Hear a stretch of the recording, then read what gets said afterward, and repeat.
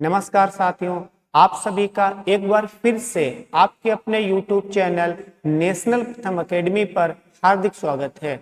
आज हम फिर से हिस्ट्री के कुछ क्वेश्चंस लगभग में 30 क्वेश्चंस को देखेंगे, क्योंकि 30 हमने कल जो है देख लिए थे और इसके बाद से यानी कि 31 से लगा के 60 तक ये क्वेश्चंस आपके जो है प्रागैतिहासिक काल, बौद्ध धर्म, जैन धर्म, सिंधु घाटी सभ्यता, मौर्य वंश इनसे संबंधित हैं और आने वाले हर कॉम्पिटिटिव एग्जाम के लिए बहुत ज्यादा इंपॉर्टेंट है, जिनमें से लगभग में जो भी क्वेश्चंस मैं कराऊंगा 90% क्वेश्चंस एग्जाम्स में आ चुके हैं। तो चलिए आइए देखते हैं कि क्वेश्चन नंबर हमारा 31 क्या है।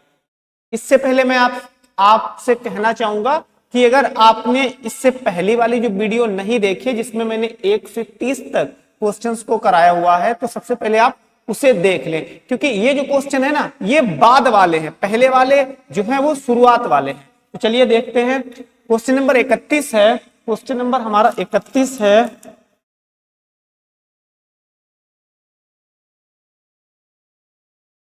हमारा क्वेश्चन नंबर 31 है, एकमात्र जैन धर्म की महिला तीर्थंकर कौन थी? महिला तीर्थंकर कौन थी? Number 1 Rishabhnath, option B Mallinath, option C Neminath, option D इनमें से कोई नहीं। मैं आपको हर प्रश्न को करने के लिए लगभग में 10 सेकंड देंगे, ठीक है, क्योंकि ये जीएस के क्वेश्चन है, इनको करने में बहुत अधिक टाइम नहीं लगता है। अगर आपको डायरेक्ट आता आप डायरेक्ट आंसर बता सकते हैं, अगर आपको नहीं आता तो ऑप्शन एलिमिनेट करके भी आंसर तक पहुंचा जा सकता है। तो चलिए अब मैं इसका करेक्ट आंसर आपको बता रहा हूं। इसका जो आंसर होगा मल्लिनाथ। ये मल्लिनाथ जो नाम है ये महिला तीर्थंकर है और ये 19वें नंबर की है। कौन से नंबर की है? 19वें नंबर की है। अब दिए गए ऑप्शन से इनसे भी देख लेते हैं, क्योंकि ये भी इंपॉर्टेंट हमारे लिए है। तो जो ऋषभनाथ है इनका जो प्रतीक चिन्ह है वो बैल है। क्या है? बैल है। और आप ऐसे भी इसे याद रख सकते हैं, क्योंकि ऋषभ मीन्स होता क्या है? बैल ही होता है। नेमिनाथ का जो प्रतीक चिन्ह है वो है नील कमल। क्या है? नील कमल। एक और देख लीजिए आप, मल्लिनाथ, इनका भी कभी कभी प्रतीक चिन्ह पूछ लिया जाता है, तो जार या जाल भी कह सकते हो, जो मछली वाला जार होता है। ओके, चलिए आगे बढ़ते हैं क्वेश्चन नंबर 32 की ओर। क्वेश्चन नंबर 32 है, अजीतनाथ का प्रतीक चिन्ह क्या है? अजीतनाथ का प्रतीक चिन्ह क्या है? हाथी। क्या है आपका? हाथी।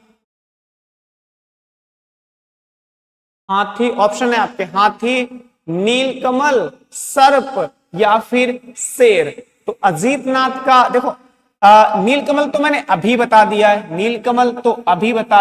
नीलकमल तो होगा नहीं। सर्प मैंने नहीं बताया है, हाथी ही इसका करेक्ट आंसर होगा, क्योंकि अजीतनाथ का जो प्रतीक चिन्ह ये भी एक क्या है? ये भी जो जैन धर्म के तीर्थंकर हैं उनमें से एक है अजीतनाथ। उनका प्रतीक चिन्ह क्या है? हाथी है। क्या है? हाथी है। वही सर्प किसका है? तो सर्प है पार्श्वनाथ का। किसका है?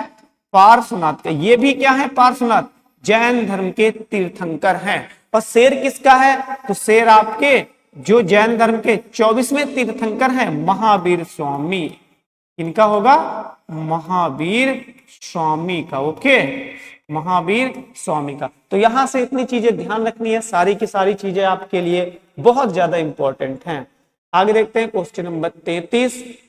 क्वेश्चन नंबर 33 है, कह रहा है कि मेगास्थनीज किसके दरबार में आया था? ऑप्शन ए है बिंदुसार, ऑप्शन बी है अशोक, ऑप्शन सी है चंद्रगुप्त, ऑप्शन डी है चंद्रगुप्त मौर्य। तो इसका करेक्ट आंसर आप फाइंड आउट करें और टिक लगाएं, क्या होगा?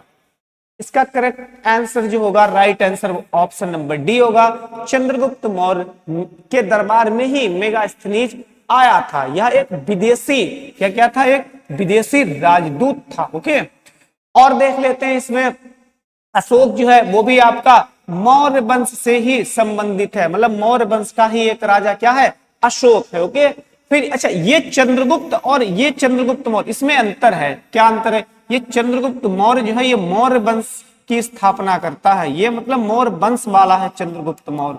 और ये जो चंद्रगुप्त है ये चंद्रगुप्त गुप्त वंश वाला है। ये कौन सा है? गुप्त वंश वाला। तो इसमें डिफरेंस समझना है। बिंदुसार ये कौन है? ये बिंदुसार जो है, बिंदुसार चंद्रगुप्त का बेटा है। क्या है?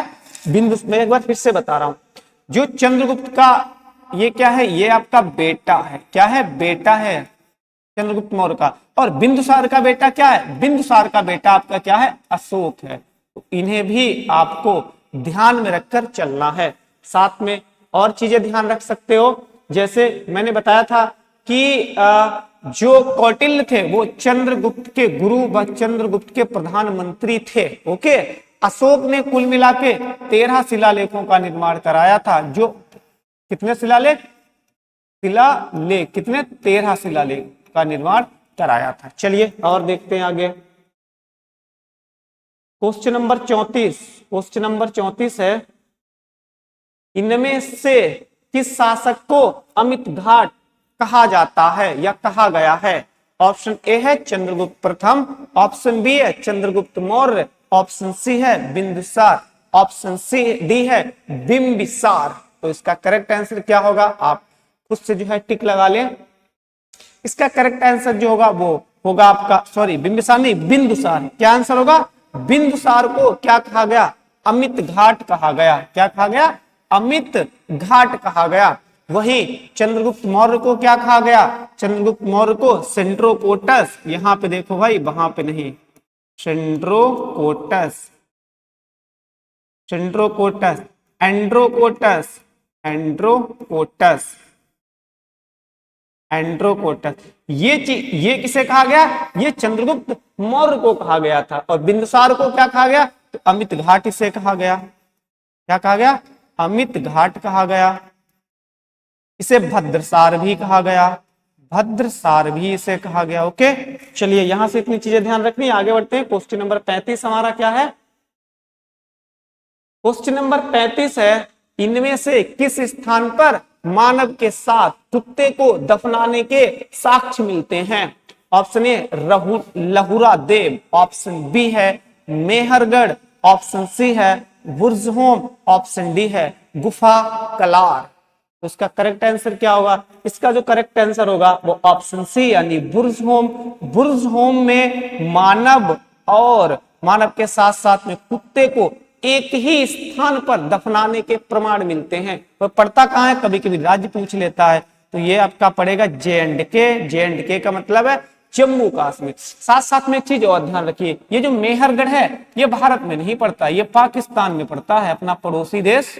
इसमें पड़ता है पाकिस्तान में पड़ता है, क्योंकि कभी कभी इनके जो है राज्य देशों के नाम भी आपसे पूछे जा सकते हैं। चलिए आगे बढ़ते हैं, आगे देखते हैं। सिंधु घाटी सभ्यता का सबसे दक्षिणतम या दक्षिणी स्थल कौन सा है? Option A Alamgirpur, option B Damdam, Damdam नहीं भाई, दमदमा सही नाम है ना, Damdama, option C Daimabad, option D है मांडा। ऑप्शन डी क्या है? मांडा। तो देखिए भाई इसका करेक्ट आंसर क्या होगा? सबसे दक्षिणी पूछा है, कंफ्यूजन बिल्कुल नहीं होना है। आप ऐसे मैप बना सकते हैं, ये साउथ है, ये नॉर्थ है, ये ईस्ट है, ये वेस्ट है। ओके, तो यहां वाला स्थान कह रहा है सबसे दक्षिणी, दक्षिणी और दैमा, दक्षिणी और दैमा। करेक्ट आंसर क्या होगा? ऑप्शन सी दैमाबाद सिंधु घाटी सभ्यता का सबसे दक्षिणी स्थल है। और पड़ता कहां है आपका? महाराष्ट्र में। कहां पड़ता है? महाराष्ट्र में पड़ता है। वही दमदमा कहां पड़ता है? तो भैया ये तो पड़ता है हमारे होम स्टेट में, यानी कि यूपी से संबंधित है।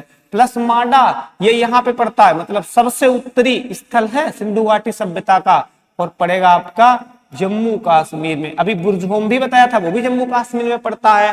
ठीक है, आलमगीरपुर ये भी भैया यूपी में है, ये भी यूपी के मेरठ में पड़ता है। ठीक है, और ये सबसे क्या है? सबसे पूर्वी है।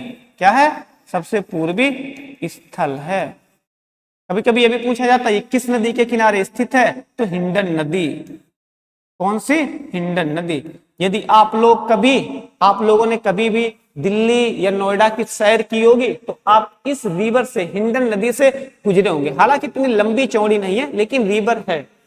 आगे बढ़ते हैं क्वेश्चन नंबर 37 की तरफ। क्वेश्चन नंबर 37, भाई ऊपर कहाँ जा रहे हो, नीचे आ जाओ। क्वेश्चन नंबर 37 है, इनमें से किस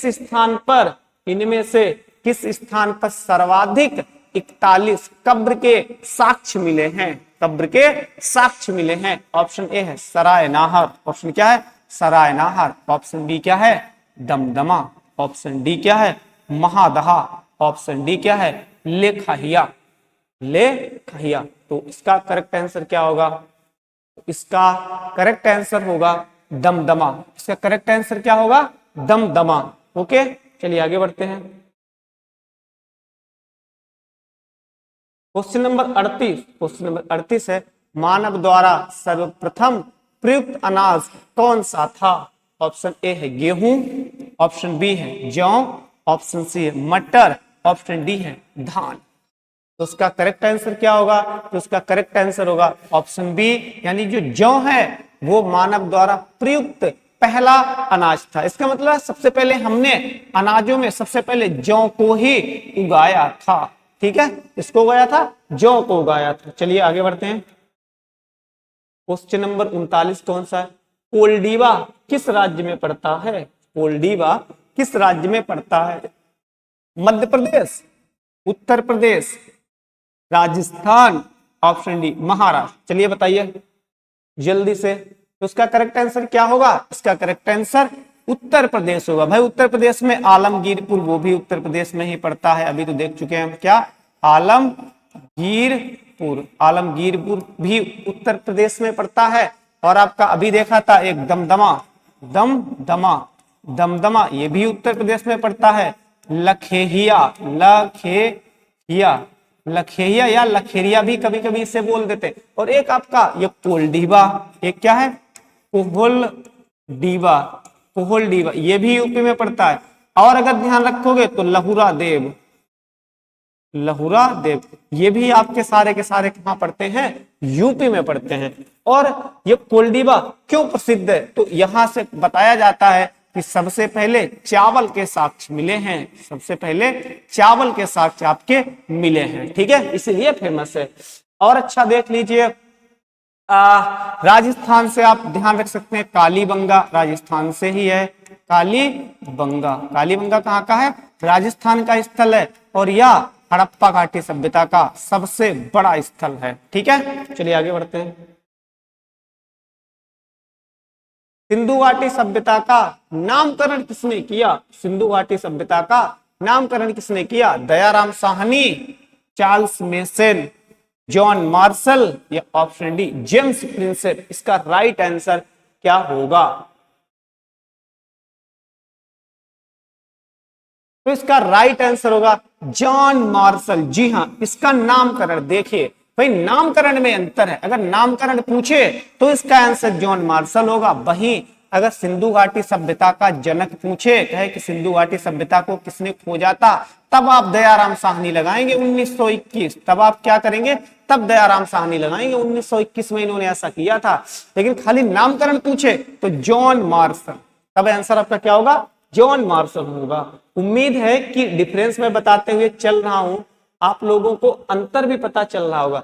आगे देखते हैं, सिंधु घाटी सभ्यता में पहली बार किस धातु का प्रयोग हुआ? ओके, प्रयोग हुआ मतलब कौन सी चीज खोजी गई? तो सोना। भैया पहले से सोना का तो प्रयोग भाई साहब पहले से ही चलता आ रहा है। गलत। ओके, फिर कह रहा है लोहा। भाई लोहा कब खोजा जाता है? लोहा आपका जो है ये जो है वैदिक काल के, उत्तर वैदिक काल में इसकी खोज होती है। उत्तर वैदिक काल में इसकी खोज होती है, क्योंकि ऋग्वैदिक काल, जिसे हम पूर्व वैदिक काल कहते, उसमें भी लोहे का प्रयोग नहीं होता था। ओके, फिर कह रहा है चांदी। चांदी भी भाई साहब पहले की ही है, बस कांसा, क्या बोलते हैं? कांसा इन्होंने पहली बार बनाया था यहाँ के सभ्यता के लोगों ने। इसीलिए हम सिंधु घाटी सभ्यता को क्या कहते हैं? कांस्य युगीन सभ्यता भी कहते हैं। क्या कहते हैं? कांस्य युगीन सभ्यता भी कहते हैं। सभ्यता भी कहते हैं। ठीक है, अच्छा यहां से मुझे एक चीज ध्यान आ रही है, अगर आप लोग मूवी देखते हो तो क्यों ना मैं आपको एक मूवी बताता हूं और वो मूवी देखोगे तो आपके पढ़ाई में भी काम आ जाएगी, प्लस जो है आप भारत का जो इतिहास है बहुत पुराना, मतलब आज से 4000 वर्ष पुराना जो मानव था उसके बारे में भी आपको जानकारी मिलेगी कि मानव कैसे रहता था, किस तरीके से कौन कौन से व्यापार करता था, क्या क्या करता था। तो उस मूवी का नाम है मोहनजोदड़ो। ठीक है, क्या मूवी का नाम है? मूवी का नाम है मोहनजोदड़ो। मूवी का नाम है आपकी मोहनजोदड़ो। तो इस मूवी को आप लोग देख सकते हो, मोहनजोदड़ो या जोदाड़ो भी लिखा है कहीं पे, जोदाड़ो। ठीक है, ये मूवी भी आप लोग देख सकते हो, बहुत अच्छी मूवी है, ऋतिक रोशन की है और बिल्कुल सही तरीके से दिखाया गया है कि मोहनजोदड़ो जो एक नगर था सिंधु घाटी सभ्यता का, उसमें लोगों का जीवन यापन कैसे होता था। चलिए आगे बढ़ते हैं। क्वेश्चन नंबर 42 क्या है? क्वेश्चन नंबर 42 है, सिंधु घाटी सभ्यता में नर्तकी की कांस्य की मूर्ति, कांस्य की मूर्ति कहां से प्राप्त हुई है? भाई एक ही स्थान है यहां से तीनों चीजें मिली थी। लोथल, जी नहीं, गुजरात में पड़ता है और ये सिंधु घाटी सभ्यता का क्या है? आपका बंदरगाह है। क्या है? बंदरगाह है। फिर कह रहा मोहनजोदड़ो, जी यही आपका क्या होगा? राइट आंसर होगा, क्योंकि मोहनजोदड़ो से नर्तकी की कांस्य की मूर्ति भी मिली है, प्रतिमा भी मिली है, प्लस आपका स्नानागार, प्लस क्या मिला है? स्नानागार कौमा अन्नागार, स्नानागार कौमा अन्नागार, ये भी मिले हुए और प्लस एक कांस्य की मूर्ति मिली हुई है। हड़प्पा बिल्कुल नहीं जी, रावी नदी के किनारे ये तो स्थित था। किसकी नदी? रावी नदी के किनारे स्थित था। कालीबंगा है ना, तो कालीबंगा नहीं, कालीबंगा से ऐसा कुछ नहीं मिला है। ओके, चलिए आगे बढ़ते हैं। सिंधु सभ्यता में किस फसल को पहली बार उगाया गया था? पहली बार उगाया गया था गेहूं। अभी तक तो जी यहां तक गेहूं थे ही नहीं, गेहूं तो हमने बाद में गेहूं का उत्पादन करना शुरू किया। जौ ये और पहले के हैं भाई, जौ तो और पहले के हैं। फिर कह रहा है कपास या फिर धान, धान, कपास या धान, तो करेक्ट आंसर क्या होगा? कपास। यहाँ के लोगों ने कुछ चीजों की शुरुआत की, जैसे कांसा, जैसे कांस या कांसा जिसे बोलते हैं उसके, प्लस कपास, प्लस किसकी? कपास। तो इन लोगों ने इन चीजों की शुरुआत की थी, मतलब यहीं से इन चीजों का उत्पादन होना शुरू हुआ था। आगे बढ़ते हैं। Question number 44। क्वेश्चन नंबर 44 है, किस सभ्यता के मूल निवासियों को द्रविड़ कहा गया? किस सभ्यता के मूल निवासियों को द्रविड़ कहा गया? ऑप्शन ए है सिंधु घाटी सभ्यता, ऑप्शन बी है वैदिक सभ्यता, ऑप्शन सी है मिस्र की सभ्यता एंड ऑप्शन डी है मेसोपोटामिया की सभ्यता। तो बताइए राइट आंसर क्या होगा भाई? राइट आंसर इसका यही होगा, सिंधु घाटी की सभ्यता के मूल निवासियों को, कहा? मूल निवासियों को क्या कहा जाता था? द्रविड़ कहा जाता था। ओके, चलिए फिर जो है एक चीज और ध्यान रखो, वही वैदिक सभ्यता के जो लोग थे तो उन्हें क्या कहा जाता था? आर्य। क्या कहा जाता था? आर्य। और आर्य का मतलब क्या होता? श्रेष्ठ या फिर कुलीन, श्रेष्ठ या फिर कुलीन। तो इन चीजों को ध्यान रखना है। ओके, वही मिस्र की सभ्यता बता चुका हूं भैया, मिस्र में पड़ती है, नील नदी के पास में स्थित थी। जिस प्रकार से सिंधु घाटी सभ्यता सिंधु व उसकी सहायक नदियों के किनारे स्थित थी, मेसोपोटामिया की सभ्यता ईरान और इराक में पड़ती है, दजला और फरात नदियों के बीच में यह सभ्यता उत्पन्न हुई थी। आगे बढ़ते हैं। Question number 45। क्वेश्चन नंबर 45 है, मैक्स मूलर ने आर्यों का मूल स्थान कहां बताया? अभी तो हमने पढ़ा था कि भाई आर्य कहाँ के निवासी थे, तो आर्य जो वैदिक सभ्यता थी या वैदिक युग था वहां के मूल निवासियों को आर्य कहा गया। कहता है कि एक ये विद्वान है, विद्वान मतलब इतिहासकार है, उसने अपने अनुसार बताया कि आर्य कहाँ के मूल निवासी थे या कहां से आए थे। कह रहा तिब्बत से आए थे, मध्य एशिया से आए थे, या फिर उत्तरी ध्रुव से आए थे, या फिर सप्त सिंधु प्रदेश से आए थे। तो कहां से आए थे? इसका करेक्ट आंसर होगा मैक्स मूलर के अनुसार आर्यों का मूल स्थान मध्य एशिया था और मध्य एशिया से ही आर्य भारत में आकर बस गए थे। वहीं जो आप बाल गंगाधर तिलक को जानते हो, मैं शॉर्ट नाम ही लिख रहा हूं, तिलक, तिलक जी ने क्या कहा था? तिलक जी ने कहा था कि भैया जो आपके आर्य आए हुए हैं वो उत्तरी ध्रुव के निवासी हैं, मतलब उनका मूल क्या है, उनका मूल है उत्तरी ध्रुव। ओके, चलिए आगे बढ़ते हैं। इनमें से कौन सा वेद है जिसके 3 ही भाग हैं? वाह, देखो असल में होता क्या है, अगर वेद के प्रकार पूछे तो वेद के भी 4 ही प्रकार हैं।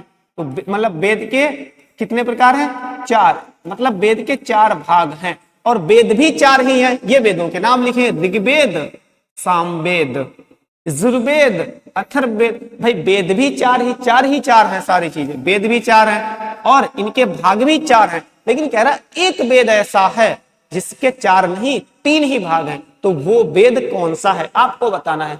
ऋग्वेद है, सामवेद है, या यजुर्वेद है, या फिर अथर्ववेद है, या फिर क्या है आपका अथर्ववेद है। तो उसका करेक्ट आंसर क्या होगा? अथर्ववेद। अथर्ववेद के 3 ही भाग हैं।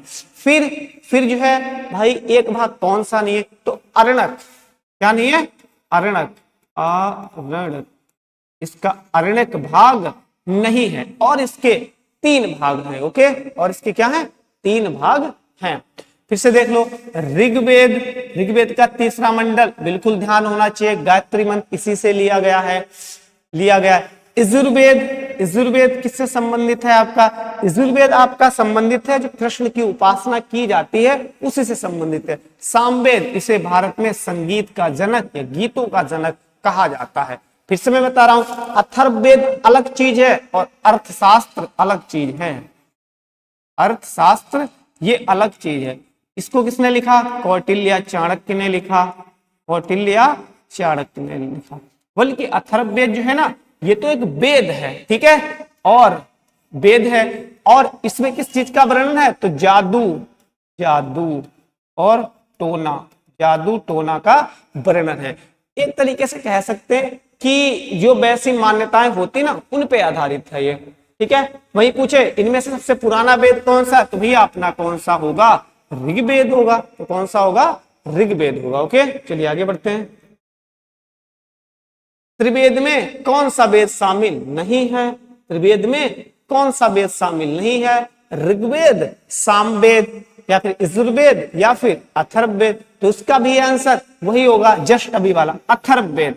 अथर्ववेद, अथर्ववेद जो है त्रिवेद में शामिल नहीं है। फिर त्रिवेद में शामिल कौन कौन से हैं? तो भैया ये भी शामिल है आपका, ये भी शामिल है और यजुर्वेद भी आपका शामिल है। ये शामिल नहीं है, ये शामिल नहीं है, ये शामिल भी नहीं है और प्लस इसके भाग ही कितने हैं? 3 भाग भी हैं। तो ये भी ध्यान में रखते हुए चलना है। आगे देखते हैं, क्वेश्चन नंबर 48 कह रहा है झेलम का पुराना नाम क्या है? विपाशा, नदीतमा, वितस्ता या फिर सदानीरा। तो इसका करेक्ट आंसर क्या होगा? वितस्ता झेलम नदी का पुराना नाम है। और वही विपाशा किसका है? तो व्यास नदी का, व्यास नदी का क्या है? पुराना नाम है। ओके, सदानीरा गंडक नदी का पुराना नाम सदानीरा है। गंडक जो आजकल की क्या है आपकी गंडक है, तो वो क्या है? सदानीरा नाम है इसका। अच्छा, नदी तमा या माते तमा दोनों नाम है एक नदी के, नदी तमा या माते तमा। तो ये किसके पुराने नाम है? तो ये आपके सरस्वती नदी के नाम है। सरस्वती में गलत लिख रहा हूँ, ठीक है, सही लिख रहा हूँ, चलो सही लिख देता हूँ। सरस्वती, सरस्वती के 2 नाम है, नदी तमा और माते तमा, माते तमा। साथ साथ में ये भी ध्यान रखिए जो सरस्वती नदी है ये ऋग्वैदिक काल की सबसे पवित्र नदी है। ओके, और सिंधु नदी, एक सिंधु नदी है तो उसका उल्लेख ऋग्वेद में सबसे अधिक बार किया गया है, मतलब 25 बार। गंगा नदी का ओनली एंड ओनली 1 बार, 1 बार ही प्रयोग किया गया है।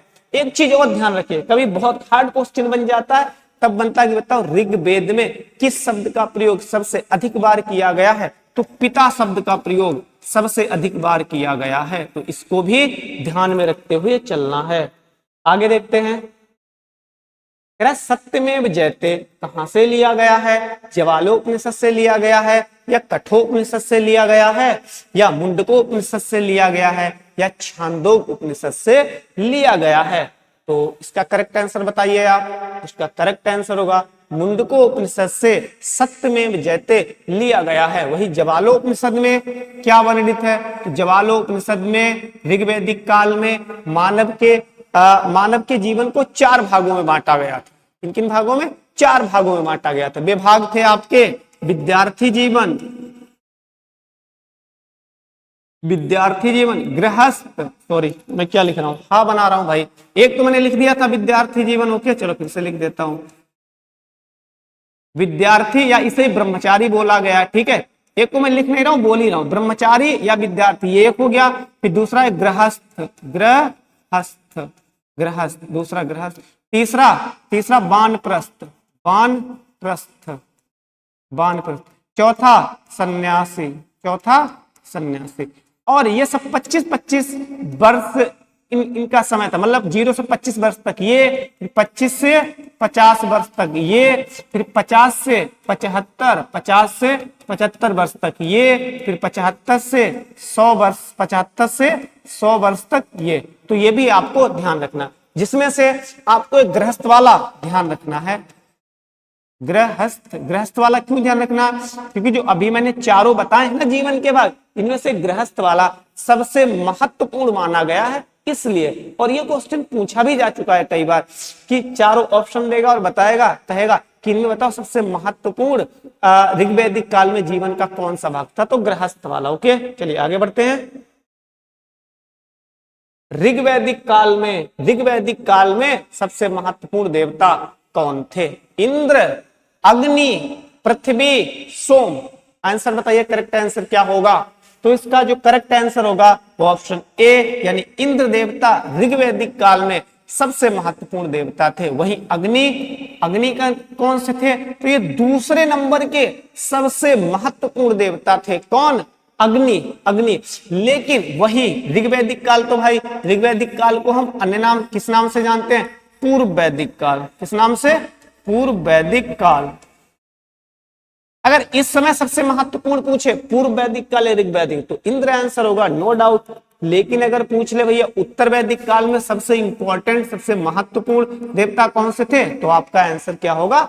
अग्नि। तो आपका आंसर क्या होना चाहिए? अग्नि होना चाहिए। वही एक देवता का नाम और याद रखिए, पूषण पूषण, ये जानवरों के देवता थे, जानवरों या फिर शूद्रों के देवता थे। ओके, जानवरों या शूद्रों के देवता थे। बताओ भाई, देवताओं को भी बांट रखा था इन लोगों ने। चलिए आगे बढ़ते हैं, आगे देखते हैं। महावीर स्वामी का जन्म कहां हुआ था? ऑप्शन ए है लुम्बिनी, ऑप्शन बी है सारनाथ, ऑप्शन सी है कुंडग्राम एंड ऑप्शन डी है जंबिका ग्राम। उसका राइट आंसर क्या होगा? आप अपनी नोटबुक में नोट डाउन कर ले, अर्थात ऑप्शन लिख लें, ठीक है। तो उसका करेक्ट आंसर क्या होगा? कुंडग्राम। भाई महावीर स्वामी जो कि जैन धर्म के 24वें तीर्थंकर थे, और इनका प्रतीक चिन्ह क्या था? तो महावीर लगा है। भाई किस जानवर की तुलना हम बहुत बहादुरी से करते हैं? तो आप बता सकते हो शेर। भाई शेर की तुलना हम किससे करते हैं? बहादुरी से करते हैं ना। इसका सेंस लिया जाता है कि भाई ये हमारा शेर है, मतलब बहादुर, बहुत ज्यादा ब्रेव है। तो 24वें तीर्थंकर थे। इनका जन्म कहां हुआ था? कुंडग्राम। और कहां पड़ता है? वैशाली। कहां पड़ता है? वैशाली में पड़ता है ये कुंडग्राम, ठीक है, ध्यान रखोगे। भाई सारनाथ एक इंपॉर्टेंट है। सारनाथ में क्या हुआ था? सारनाथ में भैया जो है बुद्ध जी ने क्या दिया था? अपना पहला उपदेश दिया था। कहां? सारनाथ। और पड़ता कहां है? यूपी में पड़ता है। आगे बढ़ते हैं। अच्छा, लुम्बिनी भी ऑप्शन में आ रहा, तो लुम्बिनी को भी जान लो। लुम्बिनी में क्या हुआ था? लुम्बिनी में अपने बुद्ध जी का जन्म हुआ था। किसका? बुद्ध जी का जन्म हुआ था लुम्बिनी में ही एक रुम्मन देई अभिलेख है। रुम्मन देई अभिलेख क्या है? रुम्मन देई अभिलेख। इसके बारे में भी ध्यान रख लो भाई, बहुत इंपॉर्टेंट है क्वेश्चन ये 13वें नंबर का अभिलेख है। और इसी अभिलेख में जो लुम्बिनी अर्थात नेपाल में रुम्मन देई का अभिलेख है, उसमें ही जो है कलिंग युद्ध का वर्णन मिलता है। किसका? कलिंग युद्ध का वर्णन मिलता है। और यह सभी शिलालेखों में, सभी अभिलेखों में सबसे छोटा अभिलेख है। आगे बढ़ते हैं, question number 52। Question number 52, Jain धर्म के त्रिरत्न में कौन शामिल नहीं है? देखो जैन धर्म में त्रिरत्न है, बौद्ध धर्म में आपके त्रिपिटक है। तो पहले जैन इसका उत्तर दीजिए, जैन धर्म में त्रिरत्न में कौन शामिल नहीं है? सम्यक दर्शन? नहीं बाबा, सम्यक दर्शन तो है। सम्यक ज्ञान? जी हाँ ये भी है। सम्यक आत्मा? नहीं जी, आत्मा नाम की उन्होंने कोई चीज का वर्णन ऐसे नहीं किया है। तो यही हमारा क्या हो जाएगा? करेक्ट आंसर हो जाएगा।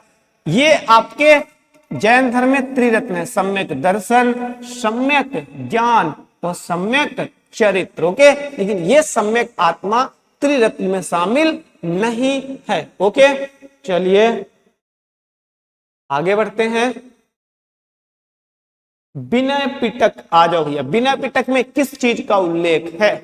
बुद्ध के उपदेशों का उल्लेख है, या फिर दार्शनिक सिद्धांत है, या फिर संघ संबंधी नियम है, या फिर इनमें से कोई नहीं? तो इसका राइट जवाब क्या होगा? इस क्वेश्चन का राइट जवाब संघ संबंधी नियम, संघ संबंधी नियम है। असल में बौद्ध धर्म में 3 पिटक थे आपके, 3 पिटक थे, जिसमें से एक क्या है? एक विनय पिटक है, एक सुत्त पिटक है। एक क्या है? सुत्त या फिर सुत्त पिटक है। ओके, सुत्त या फिर सुत्त पिटक है। और एक क्या है? अभिधम्ब पिटक है। अभिधम्ब पिटक है। तो तीनों इनके नाम याद रखने हैं, प्लस ये भी कि ये हैं किस धर्म से संबंधित? तो आपके बौद्ध धर्म से संबंधित हैं। और विनय पिटक में क्या दिया गया है? विनय पिटक में संघ। असल में होता क्या था, देखिए जो बौद्ध धर्म से लोग जुड़ते थे, जो संत होते थे, तो उन्हें जो है दूर दूर भिक्षा के लिए, लोगों को दीक्षित करने के लिए, बौद्ध धर्म में जोड़ने के लिए उन्हें भेजा जाता था दूर दूर।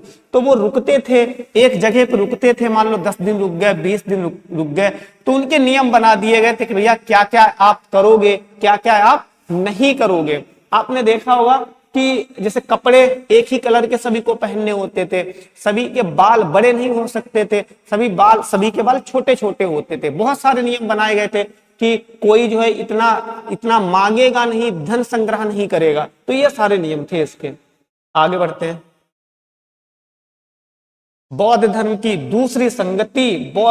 दूसरी संगति कहाँ आयोजित की गई थी? राजगृह, वैशाली, पाटलिपुत्र या फिर कुंदन वन? तो उसका करेक्ट आंसर क्या होगा आप बताइए? इसका करेक्ट आंसर होगा वैशाली। इसका करेक्ट आंसर क्या होगा? वैशाली।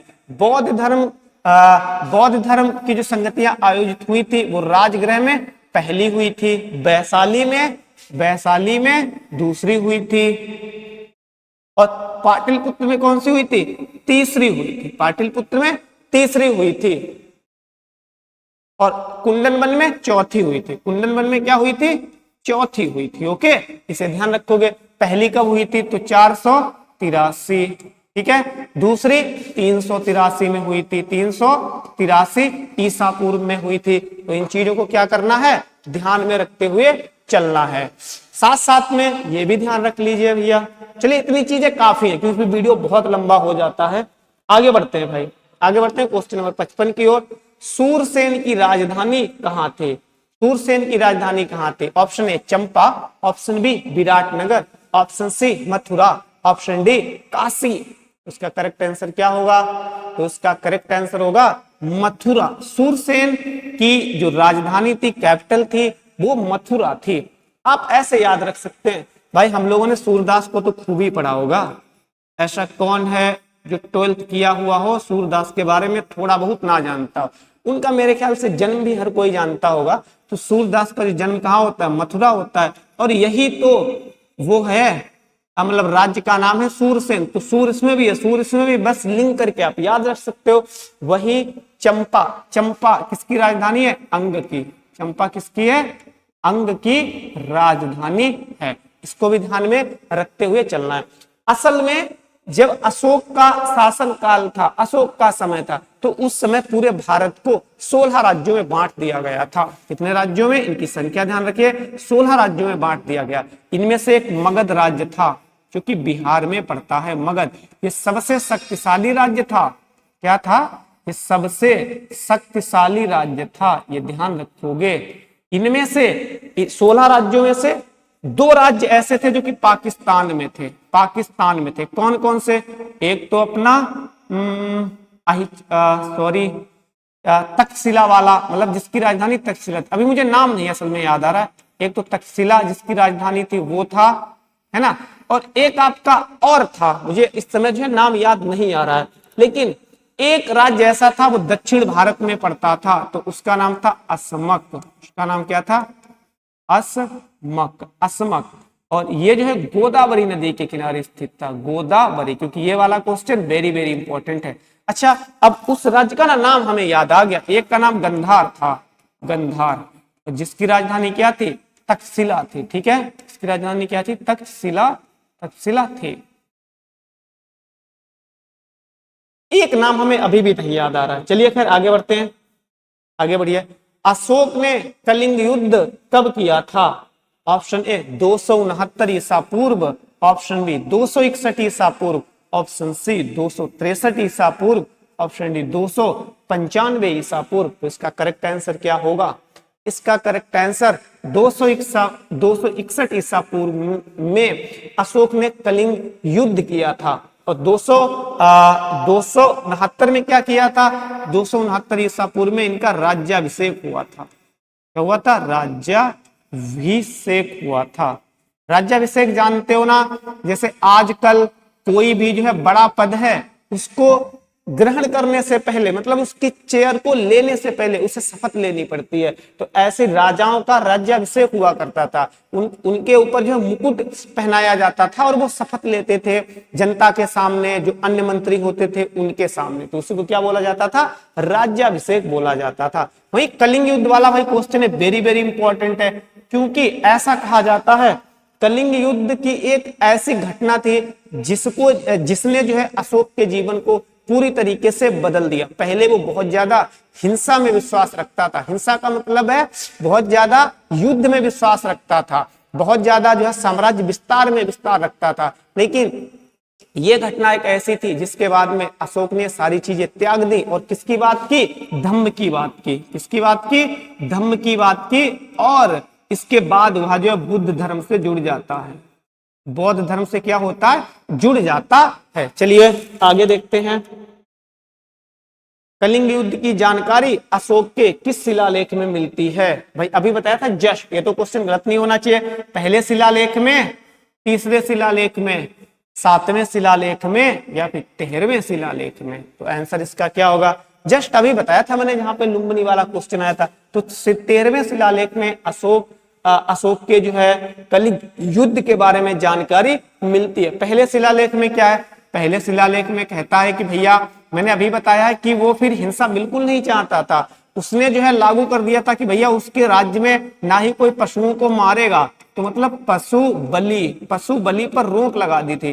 तो यह उसके राज्य में ना ही राजा खुद ऐसा करेगा, शिकार विकार करेगा, और ना ही कोई जनता भी पशुओं को जो है मारेगी। तो पहले में क्या था? पशु बलि था। ठीक है। 13वें में क्या था आपका?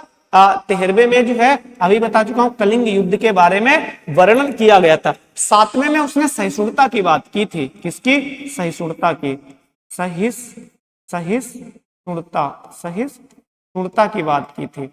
और यही सबसे लंबा या सबसे बड़ा अभिलेख था। ठीक है, चलिए आगे बढ़ते हैं। Question number 58। इसके बाद में मात्र 2 क्वेश्चन बचे हुए हैं।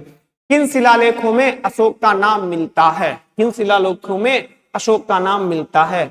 ऑप्शन ए है मास्की, ऑप्शन बी है गुजरा, ऑप्शन डी है नित्तूर, ऑप्शन डी है उपरोक्त सभी में। तो इसका करेक्ट आंसर क्या होगा?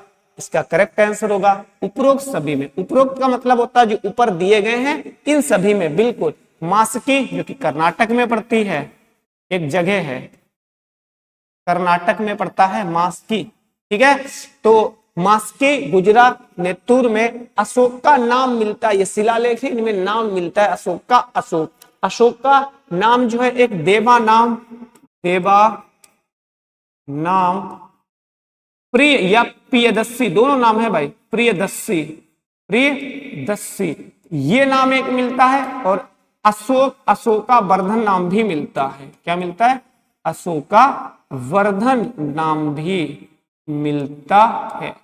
तो यहां से ये चीजें आपको ध्यान रखनी पड़ेगी। अब हम देखते हैं क्वेश्चन नंबर 59।